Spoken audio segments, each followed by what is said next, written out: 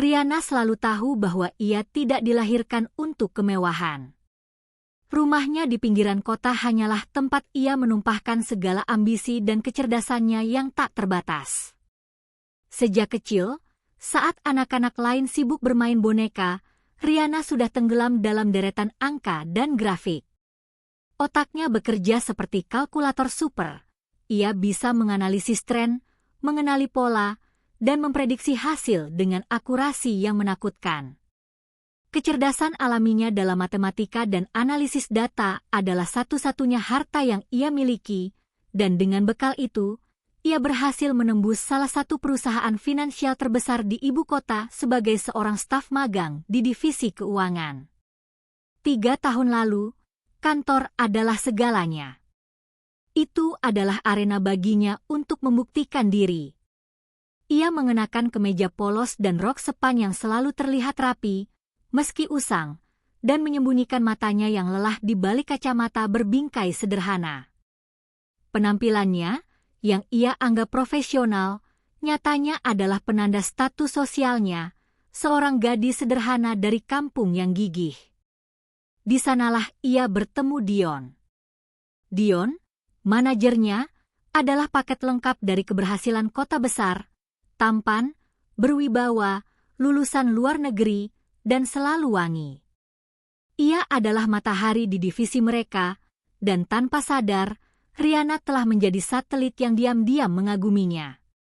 Riana mengartikan setiap senyuman, setiap pujian atas laporannya yang sempurna, sebagai bentuk perhatian khusus. Ia jatuh cinta dalam diam, sebuah kesalahan naif yang tak termaafkan. Kesalahan terbesarnya adalah tidak menyadari bahwa matahari seperti Dion tidak akan pernah menoleh ke arah bumi sederhana seperti dirinya. Dion sudah memiliki Sinta. Sinta. Nama itu terasa seperti sengatan listrik dingin di ingatan Riana. Sinta adalah kebalikan dari Riana. Rambutnya selalu berkilau sempurna. Ia mengenakan pakaian rancangan desainer yang bahkan Riana tidak tahu cara membacanya, dan ia selalu membawa tas tangan yang harganya setara dengan gaji Riana selama setahun. Sinta adalah pewaris salah satu rantai retail besar di kota, dan statusnya sudah pasti setara dengan Dion. Hubungan mereka adalah pernikahan kepentingan yang sempurna. Klimaks dari kekeliruan Riana terjadi pada hari Jumat sore, tepat di lobi kantor yang ramai, di tengah jam bubar. Riana baru saja keluar dari lift, memegang setumpuk berkas yang harus ia bawa pulang. Dion dan Sinta berada di tengah lobi, bersiap untuk pergi berkencan. Dion dengan sopan berhenti sejenak untuk menyapa Riana, mungkin hanya sekadar basa-basi untuk menjaga citranya di depan staf. Riana, terima kasih untuk laporanmu. Sangat detail seperti biasa, kata Dion dengan senyum hangat yang selalu meluluhkan Riana. Saat itulah Sinta menoleh. Matanya, yang biasanya memancarkan kesombongan dingin, kini menyipit dengan jijik yang terang-terangan saat menatap penampilan Riana, jaket rajut murahan, kacamata kuno, dan tas punggung berisi laptop. Sinta tidak berusaha menyembunyikan nada meremehkannya, memastikan suaranya cukup keras agar didengar oleh beberapa karyawan lain yang lalu lalang. Oh, ini asistenmu yang baru itu, Dion? Astaga, aku sudah bilang, jangan terlalu baik pada staf-stafmu.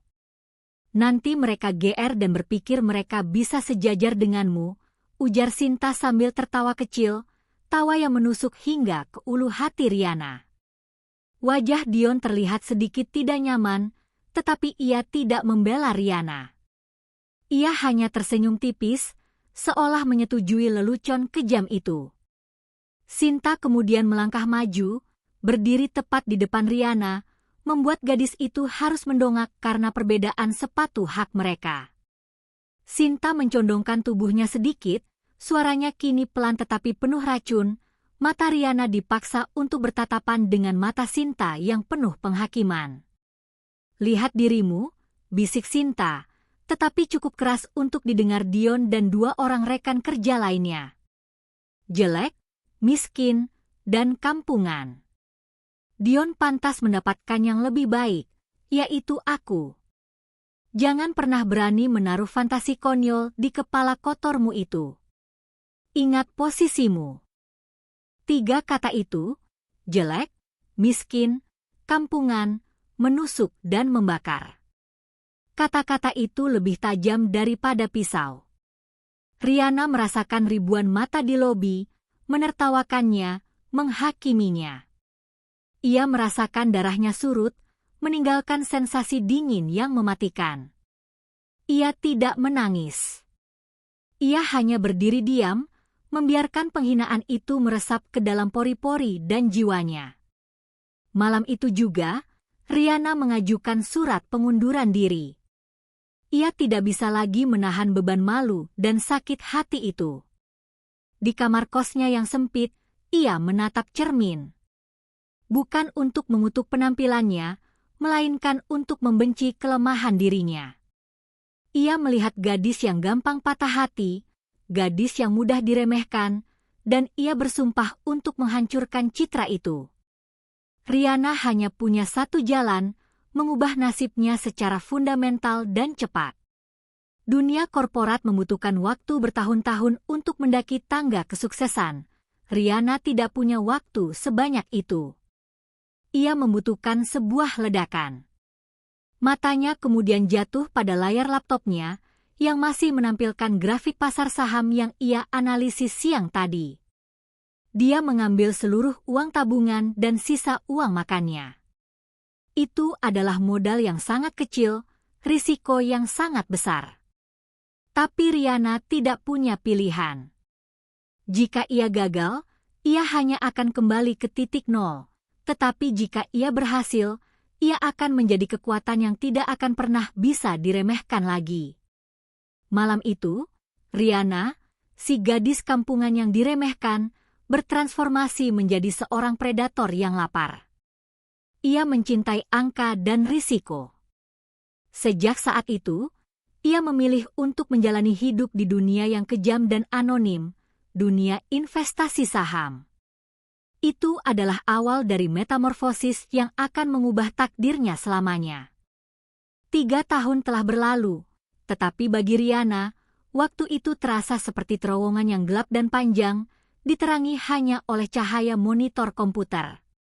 Setiap kemeja kerja yang ia jual, setiap makanan instan yang ia santap untuk menghemat uang, setiap malam tanpa tidur yang dihabiskannya untuk menganalisis laporan keuangan, adalah investasi. Investasi bukan pada aset, tetapi pada balas dendam. Awalnya, perjuangannya adalah pertarungan untuk bertahan hidup. Modal awalnya yang minim memaksa Rihanna mengambil risiko tinggi, namun diimbangi dengan perhitungan yang dingin dan tanpa emosi. Rasa sakit hati yang dulu membakar, kini telah membeku menjadi disiplin yang kejam. Saat ia melihat grafik berdarah merah di monitor, ia tidak melihat kerugian, ia melihat wajah Sinta. Energi amarah itu diubahnya menjadi fokus yang tak tertandingi. Titik baliknya datang dalam 6 bulan pertama. Rihanna berhasil memprediksi anomali pasar yang dilewatkan oleh para analis bergelar tinggi. Ia masuk, mengambil keuntungan besar, dan keluar tepat sebelum pasar terkoreksi. Keberhasilan ini terulang, bukan karena keberuntungan, melainkan karena ia melihat dunia sebagai serangkaian data yang bisa dipecahkan, bukan sebagai tempat yang penuh emosi. Dalam kurun waktu 3 tahun, Rihanna bukan lagi Rihanna yang dulu. Ia kini adalah The Analyst, sebuah nama samaran yang beredar di kalangan elit pasar modal. Tidak ada yang tahu wajahnya, usianya, atau bahkan gendernya, hanya hasil kerjanya. Laporan analisis yang ia publikasikan secara terbatas selalu menjadi pembicaraan hangat, dan investasi-investasinya, yang kini dilakukan melalui sebuah holding company yang canggih, selalu menghasilkan keuntungan yang fantastis. Kekayaannya kini diukur, bukan lagi dalam jutaan, tetapi dalam ratusan miliar. Metamorfosis Rihanna tidak hanya berhenti di saldo rekening bank. Ia tahu betul, untuk benar-benar menghapus penghinaan, jelek, miskin, dan kampungan. Ia harus mengubah citra luarnya, bukan untuk orang lain, tetapi sebagai penutup sempurna atas kekuatan finansialnya. Ia berhenti mengenakan kacamata, memilih lensa kontak, dan menata rambutnya menjadi model yang elegan dan berkelas. Kemeja usang digantikan oleh busana kutur yang jatuh sempurna di tubuhnya. Yang paling penting, ia mempelajari seni bersikap. Ia berlatih berbicara dengan tenang, memancarkan aura wibawa yang tidak perlu menuntut perhatian, karena ia tahu uangnya yang akan berbicara. Rihanna yang sekarang memiliki mata yang tajam, sorot mata yang menandakan kekuasaan dan kecerdasan, bukan lagi kepolosan yang mudah dikelabui. Suatu sore, saat sedang melakukan audit rutin terhadap peluang investasi baru di sektor F&B, nama Dion dan Sinta kembali muncul, tiba-tiba dan menusuk. Dion dan Sinta, yang baru saja menikah 6 bulan lalu, tengah merintis sebuah kafe premium bernama The Velvet Bloom. Kafe ini tampak menjanjikan, berlokasi strategis, dan didukung oleh koneksi keluarga Sinta. Nyonya, kata Marco, asisten pribadinya yang cerdas dan loyal, sambil menunjuk sebuah kolom di laporan, perusahaan ini sedang mencari investor tunggal untuk pendanaan seri B. Mereka ingin mengembangkan bisnis waralaba dalam 6 bulan ke depan. Proyeksinya sangat agresif.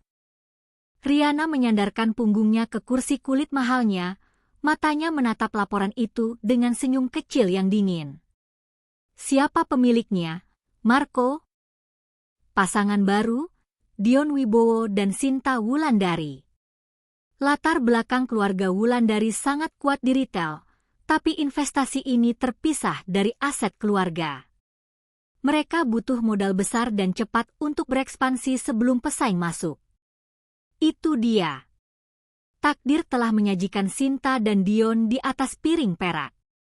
Mereka, yang pernah membuangnya karena miskin, kini bergantung pada uang orang lain untuk mewujudkan impian mereka. Dan Rihanna bisa menjadi orang itu. Rihanna, si gadis kampungan, kini memegang kunci sukses mereka. Siapkan proposal. Masuk melalui holding kita, Emerald Capital. Jangan pernah sebut namaku atau tunjukkan wajahku, perintah Rihanna. Pastikan kita menjadi investor saham mayoritas terbesar, dengan syarat kita memiliki hak penuh untuk mengintervensi operasional jika kinerja meleset. Marco yang cerdas mengangguk tanpa bertanya. Ia tahu betul, ini bukan hanya masalah bisnis. Ini adalah perburuan yang telah lama ditunggu. Rihanna menatap keluar jendela kantornya di lantai tertinggi gedung pencakar langit itu. 3 tahun penuh perjuangan telah menempatkannya di puncak rantai makanan. Sebentar lagi, Sinta akan menyambut investor besarnya, seseorang yang diharapkan Sinta akan mendongkrak status sosialnya, tanpa menyadari bahwa investor besar itu adalah hantu dari masa lalu yang ia hina habis-habisan. Peluang itu terbuka lebar. Pesta pembukaan kafe The Velvet Bloom akan diadakan 2 minggu lagi. Rihanna, sebagai investor utama, pasti akan menerima undangan. Dia akan datang, bukan sebagai Rihanna yang lama, tetapi sebagai kekuatan yang tak terhindarkan. Panggung sudah siap. Bata 900 kata. Di balik pintu kayu mahoni cafe The Velvet Bloom, Sinta sedang mondar-mandir, suaranya sedikit meninggi. Ia mengenakan gaun koktail sutra yang memperlihatkan bahunya, tetapi ketidaknyamanan terpancar dari sorot matanya yang biasanya percaya diri. Dion, kenapa undangan itu baru sampai sekarang? Ini sudah H3. Bagaimana jika Emerald Capital tersinggung? Desaknya sambil merapikan rangkaian bunga segar yang sudah sempurna. Dion, yang terlihat lebih tenang namun sama tegangnya, memegang tablet di tangannya. Sinta, tenang. Marco dari Emerald Capital sudah memastikan kedatangan Nyonya Riana. Mereka hanya sangat sibuk. Bukankah Marco bilang Nyonya Riana hampir tidak pernah menghadiri acara publik? Kehadirannya di pembukaan ini adalah kehormatan besar. Sinta mendengus, mencoba meyakinkan dirinya sendiri. Tentu saja kehormatan. Kita berbicara tentang investasi terbesar dalam hidup kita. Reputasi Emerald Capital itu menakutkan. Mereka bergerak cepat, diam-diam, dan sangat agresif. Kita harus memastikan semuanya sempurna, Dion. Investor ini adalah kunci gerbang waralaba kita. Di sisi lain kota, di dalam penthouse minimalis Riana, ketenangan berkuasa. Undangan fisik yang mewah, berbalut bludru ungu tua dengan tulisan emas, tergeletak di meja sampingnya. Riana mengamatinya tanpa emosi, seperti seorang jenderal yang memeriksa peta pertempuran. Marco, sudahkah Anda memesan mobilnya? Saya ingin model yang paling eksklusif. Yang paling menarik perhatian, kata Riana sambil menyesap teh herbalnya. Sudah, Nyonya. Maybach S-Class hitam pekat dengan pengemudi pribadi, sudah disiapkan. Mengenai gaun, Nyonya sudah mencobanya, bukan? Desainer menjamin gaun itu akan menjadi satu-satunya di acara tersebut.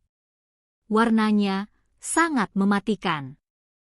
Marco tahu, malam ini bukan hanya tentang investasi, ini adalah deklarasi kekuasaan. Riana tersenyum tipis. Gaun yang ia pilih adalah gaun malam panjang berwarna emerald gelap, warna yang diambil dari nama holding company-nya, Emerald Capital. Gaun itu elegan, tertutup di bagian-bagian yang perlu, namun memiliki garis leher asimetris yang menonjolkan tulang selangkah Riana yang indah. Gaun itu tidak berteriak kaya, tetapi berbisik berkuasa. Sempurna. Pemasangan perhiasan harus minimalis. Hanya satu set berlian ircuf dan jam tangan. Tidak perlu kalung yang berlebihan. Saya tidak mau terlihat seperti pohon Natal. Instruksi Riana menekankan filosofi barunya, kemewahan sejati adalah keanggunan, bukan pameran. Sementara Riana menyiapkan amunisinya dengan ketenangan seorang profesional, Dion dan Sinta semakin diserang kecemasan dan ekspektasi. Dion sesekali menelpon Marco, memastikan semua akomodasi khusus untuk Nyonya Riana. Apakah ia perlu ruang VIP terpisah? Apakah ia memiliki permintaan makanan khusus? Marco hanya menjawab diplomatis, Nyonya Riana hanya membutuhkan satu hal, profesionalisme. Malam menjelang hari H, Riana berdiri di depan cermin besar di kamar tidurnya. Ia mengenakan gaun emerald itu. Rambutnya disanggul tinggi dengan elegan, memperlihatkan garis lehernya yang anggun. Wajah yang dulu dicap jelek, kini dipoles dengan riasan yang menunjukkan ketajaman alami dari mata analisnya. Ia tidak lagi menyembunyikan dirinya. Ia mengingat kata-kata Sinta 3 tahun lalu, jelek, miskin, dan kampungan. Miskin? Sekarang aku adalah saham mayoritasmu, bisiknya pada bayangannya. Kampungan? Aku sekarang yang menggerakkan roda ekonomi kotamu. Dan jelek? Ia melihat wanita di cermin itu, memancarkan aura jutaan dolar dari ujung kepala hingga ujung kaki. Ini bukan hanya tentang kecantikan fisik, ini adalah kecantikan yang berasal dari kesuksesan yang diakui. Dering telepon dari Marco menginterupsi perenungannya. Nyonya, konfirmasi terakhir. Kafe sudah penuh. Semua koneksi bisnis Sinta dan Dion sudah berkumpul. Para petinggi, bankir, dan pewarta media bisnis ada di sana. Panggung sudah siap. Riana mengambil tas tangannya yang kecil, hanya cukup untuk menampung ponsel dan lipstik. Ia tersenyum, senyum yang tidak mencapai matanya, melainkan hanya menjangkau bibirnya. Marco, siapkan pintu masuk.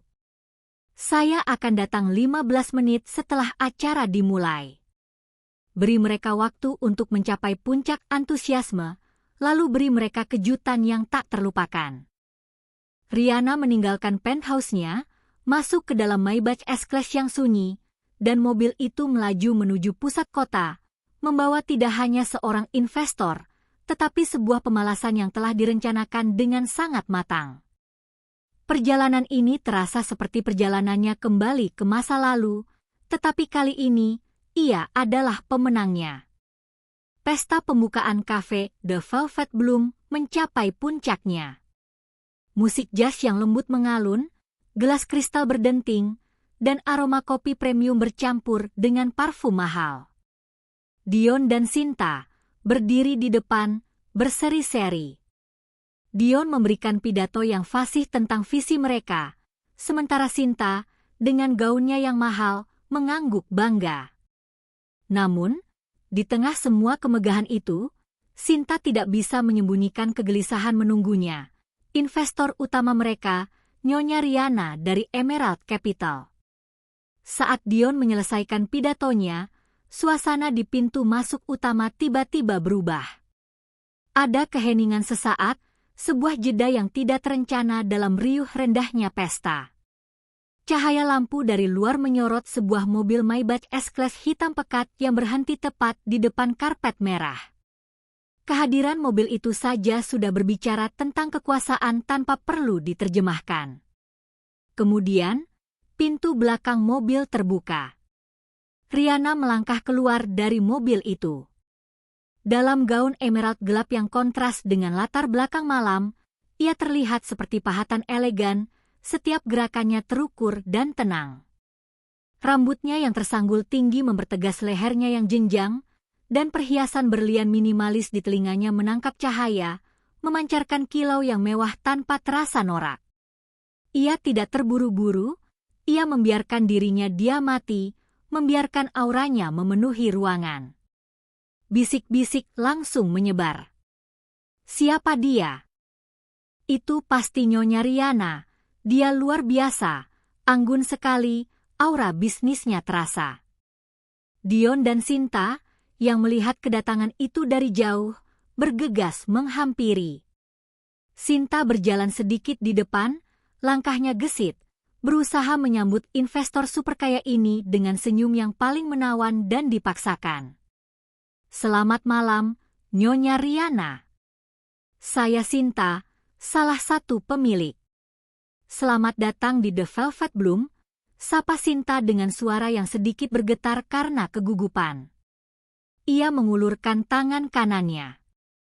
Rihanna mengulurkan tangan kirinya, bukan untuk bersalaman, melainkan untuk sedikit merapikan lipatan gaunnya, sebuah isyarat halus yang membuat Sinta menarik tangannya kembali dengan canggung. Barulah Rihanna mengulurkan tangan kanannya, menyambut jabatan Sinta yang dingin. Kontak mata mereka singkat, tetapi cukup bagi Sinta untuk merasakan sesuatu yang aneh. Mata Rihanna yang tajam, rahangnya yang tegas, dan keanggunan yang tak terlukiskan, ada kesamaan yang tidak nyaman. Terima kasih, Sinta. Kafe Anda sungguh ramai, jawab Rihanna dengan suara yang rendah dan dikontrol sempurna, sebuah nada yang hanya menunjukkan profesionalisme, bukan kehangatan. Dion maju, berusaha mengisi kekosongan canggung itu. Nyonya Rihanna, saya Dion, suami Sinta. Kami sangat menghargai investasi dari Emerald Capital. Suatu kehormatan besar. Tentu saja, Dion. Investasi yang baik selalu menjadi kehormatan bagi kedua belah pihak, balas Rihanna, menatap Dion sejenak. Ia melihat Dion yang menua sedikit, tetapi tetap memancarkan pesona sombongnya. Wajah Dion tidak menunjukkan pengenalan sama sekali, yang sedikit melegakan Rihanna, tetapi juga menguatkan rencananya.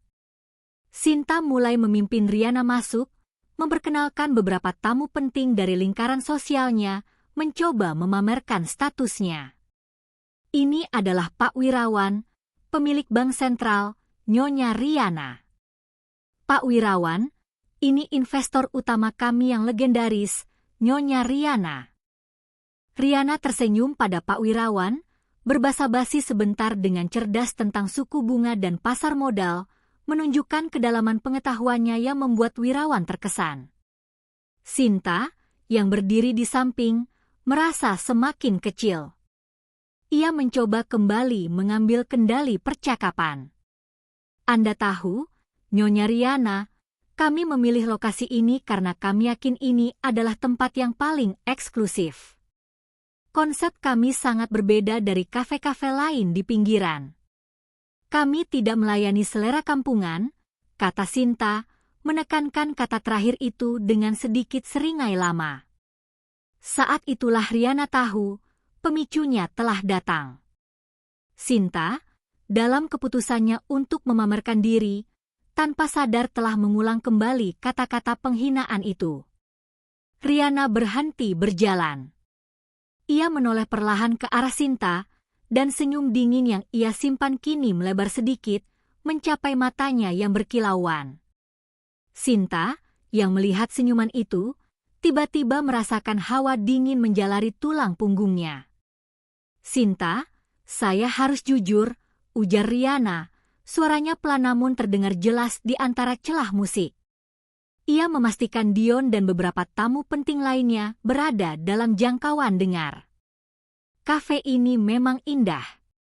Tapi saya rasa Anda tidak mengenali saya. Sinta mengerutkan dahi, mencoba menyingkirkan perasaan aneh di hatinya. Mengenali Anda? Tentu saja. Anda Nyonya Riana, investor kami. Riana menggeleng pelan, keanggunannya kini berubah menjadi belati yang terhunus. Nama saya memang Riana. 3 tahun lalu, Anda melihat saya sebagai orang yang jelek, miskin, dan kampungan, begitu kata-kata Anda, bukan? Saat itu saya hanya asisten magang di kantor Dion, kata Riana, setiap kata-katanya setajam es. Lobi kafe, tempat musik jazz masih mengalun, tiba-tiba terasa hening total. Wajah Sinta seketika memutih, semua warna dan arogansinya lenyap. Matanya melebar, dan ia mulai terhuyung mundur selangkah, seolah Riana memancarkan radiasi beracun. Dion, yang tadinya santai, kini terdiam kaku, matanya menatap Riana, lalu ke Sinta, lalu kembali ke Riana, berusaha mencari jejak kacamata tebal atau pakaian lusuh yang ia kenal. Riana melanjutkan, tanpa menaikkan volume suaranya, membiarkan keheningan itu melakukan sebagian besar pekerjaan. Sekarang, Anda tidak hanya melihat saya, Sinta. Anda membutuhkan saya. Karena sayalah yang memegang saham mayoritas di tempat ini. Saya, si kampungan, yang Anda hina, adalah pemilik sesungguhnya dari mimpi mewah Anda. Sinta benar-benar mati gaya. Ia tidak bisa berkata-kata, tidak bisa berbohong, tidak bisa melarikan diri. Penghinaan itu berbalik 180 derajat. Tamu-tamu mulai saling pandang dengan rasa terkejut dan sedikit geli. Dion hanya bisa menundukkan kepalanya, menyadari betapa parahnya situasi ini. Riana telah mendaratkan pukulan telak yang tidak bisa disangkal. Suasana di kafe The Velvet Bloom berubah menjadi senyap yang mematikan. Semua mata tertuju pada 3 orang di tengah ruangan. Sinta berdiri terpaku, ekspresi keterkejutannya bercampur dengan kengerian yang dalam, seolah ia baru saja melihat hantu dari masa lalu yang tidak ia yakini pernah ada. Dion, yang mencoba menyelamatkan situasi, mengangkat kepalanya yang tertunduk. Wajahnya pucat, tetapi sebagai seorang manajer yang terlatih, ia berusaha memaksakan senyum diplomatis, sebuah upaya yang gagal total. Riana, ini tidak mungkin, kata Dion, suaranya terdengar serak. Maksudku, Nyonya Riana. Ada kesalahpahaman di sini. Riana tersenyum, senyum yang sama sekali tidak tulus. Ia mengambil langkah maju, mendekat ke Dion, membuat suaminya dan Sinta terlihat seperti anak kecil yang tertangkap basah. Tidak ada kesalahpahaman, Dion. Analisis saya selalu akurat. Dulu, Anda meremehkan saya karena status dan penampilan. Dan saya mengubah kemarahan menjadi modal, rasa sakit menjadi disiplin. Hasilnya, saya menjadi entitas yang Anda takuti, di balik nama Emerald Capital. Riana menoleh ke arah kerumunan tamu yang masih terperangah. Mohon maaf atas drama di acara Anda, Bapak Ibu sekalian. Saya hanya perlu menyelesaikan urusan bisnis yang belum tuntas. Ia kembali menatap Sinta, yang kini matanya dipenuhi air mata kemarahan dan rasa malu yang mendalam, bukan air mata penyesalan. Sinta, Anda bilang saya tidak pantas berada di sekitar Dion karena saya miskin. Sekarang saya memiliki Dion dalam arti bisnis. Keberhasilan kafe ini, mimpi waralaba Anda, bergantung penuh pada persetujuan saya. Saya telah membeli mayoritas saham Anda dengan harga yang pantas, tetapi kini saya memiliki kendali. Riana mengeluarkan sebuah map tipis dari dalam tas tangannya. Map itu berlogo Emerald Capital. Ia meletakkannya di atas meja perkenalan. Ini adalah amandemen kontrak. Karena pertunjukan yang baru saja Anda berikan, saya rasa kafe ini membutuhkan kepemimpinan yang lebih terfokus. Sebagai pemegang saham mayoritas, saya memutuskan untuk mengaktifkan klausul intervensi operasional. Mulai besok, kafe ini akan dipimpin oleh tim manajemen baru di bawah pengawasan langsung Emerald Capital. Tugas Anda, Dion dan Sinta, akan didegradasi.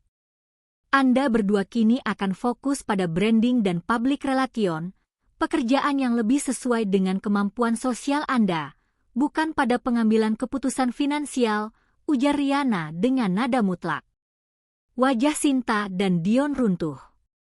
Keputusan Riana adalah pukulan ganda, bukan hanya penghinaan publik, tetapi juga pengambil alihan bisnis yang telah mereka banggakan. Dion mencoba memprotes, tapi Riana, ini tidak adil. Kami yang membangun ini. Anda membangunnya dengan uang pinjaman, Dion. Dan saya yang menyuntikkan dana, yang berarti saya yang mengambil risiko terbesar. Di dunia investasi, risiko tinggi berarti kontrol tinggi. Dan sebagai pemegang kontrol, saya harus melindungi aset saya dari manajemen yang arogan. Riana menekankan kata-kata itu, menyiratkan bahwa arogansi Sinta adalah risiko bisnis terbesar. Riana tidak menunggu jawaban. Ia menoleh ke arah Marco, yang berdiri diam dan tenang di dekat pintu. Marco, selesaikan sisanya. Kirimkan tim hukum besok pagi untuk mengurus administrasi degradasi jabatan. Baik, Nyonya, jawab Marco. Riana mengambil nafas dalam-dalam. Balas dendamnya terasa manis, tetapi anehnya tidak sepenuhnya memuaskan. Ia telah membuktikan dirinya, menghapus penghinaan itu, dan menunjukkan kekuatannya. Tapi rasa sakit masa lalu itu, ternyata, tidak hilang sepenuhnya hanya dengan memenangkan pertarungan bisnis. Ia menatap Dion dan Sinta untuk terakhir kalinya. Sinta kini benar-benar menangis, bukan air mata kemarahan, tetapi air mata kehilangan kendali dan status. Dion berdiri tegak, tetapi matanya penuh kekalahan. Saya pergi sekarang, ujar Riana. Semoga The Velvet Bloom sukses, di bawah kendali saya. Tanpa menoleh lagi ke kerumunan yang masih terdiam, Riana berjalan keluar dari kafe dengan langkah yang sama anggunnya saat ia masuk. Mobil Maybach hitam pekat itu membawanya pergi, meninggalkan Dion dan Sinta di tengah puing-puing arogansi mereka yang hancur, dikelilingi oleh para tamu yang menyaksikan bagaimana karma finansial bekerja. Di kursi belakang mobilnya, Rihanna memejamkan mata. Ia telah mendapatkan keadilannya, tetapi ia juga menyadari satu hal. Ia telah menggunakan rasa sakitnya sebagai bahan bakar untuk sukses, dan sekarang bahan bakar itu telah habis. Ia menelpon Marco. Besok, batalkan semua janji pribadi. Saya akan fokus pada investasi baru.